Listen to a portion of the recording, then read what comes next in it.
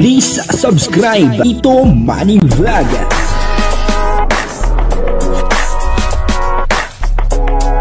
Payagan po si Tito Manny Vlog na mag-reactor para pambiling gamot sa kanya pong karamdaman. Wala man siyang records ng ng away. Grabe po, yung Jomcar, talagang iba yung ginawa nilang pagpapakilig doon po sa Singapore. At dito sa video ito ay noon ko lang po nakita si Carla na ganun ka-sweet kay Kalingap Jomar. Bagamat sa mga video ay nakikita po natin siya na talagang malambing naman po siya kay Kalingap Jomar. Pero dito sa video ito ay kakaiba po yung nakita kong sweetness ng dalawa. At siyempre si Kalingap Jomar ay ganun din kay Carla.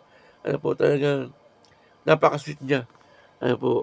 Papanoorin po natin yung video at talagang sa tingin ko ay marami po ang pinakilig ng Jomcar na kanilang tagahanga sa Singapore.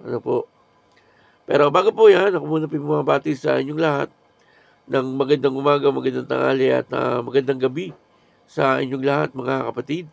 Saan man kayo ng panig ng mundo naroon ngayon, ay mag-iingat kayo palagi at pagpalain kayo ng ating Panginoon. Maraming salamat din po sa patuloy na tumatangkilik sa aking YouTube channel at nanonood sa aking video reaction. Patuloy lang po natin suportahan sila Kuya Bal Santos Matubang, Kalingap Rab at Ed Vlog, Jack Tapia at yung mga kasamahan ko pong reactor sa Kalingap. Ganun din po yung mga charity vlogger na Kalingap partner. Pasensya na po kayo at medyo kakaiba yung aking boses. Dahil po sa kasalukuyan, ako po ay merong nararamdaman na sakit sa aking katawan. At ito na po yung video na kung saan ay may kakaibang pakilig. Itong Jomcar, si Kalingap Jomar at si Carla Popular Vlog. At ang kabuuan po ng video ito ay mapapanood po natin sa YouTube channel ni Kalingap Rab.